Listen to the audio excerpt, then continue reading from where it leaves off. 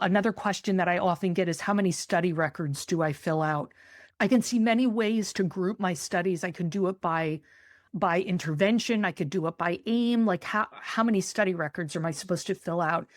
What it hinges on is whether or not you're using the same cohort and the same protocols.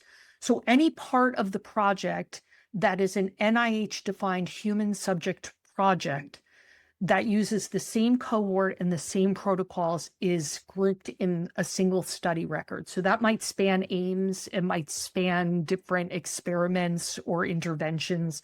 As long as it's the same protocol and the same cohort, it's a single study record. If they use a different cohort or different protocol, then it's separate study records.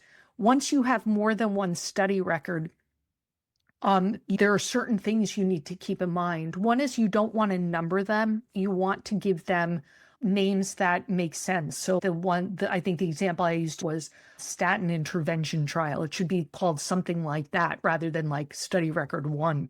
And then the other thing is you don't want to repeat information across study records. So for example, the study team section 3.5 is probably the same for both study records.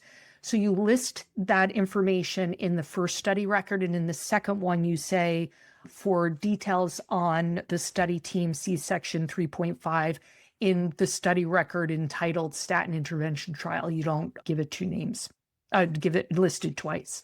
And there are all kinds of configurations of how you construct your study records. So you might have one portion of your project that is a human subjects project and one that's a clinical trial. So like, how do you fill that out? You might have, there are like a million different ways that it could be configured.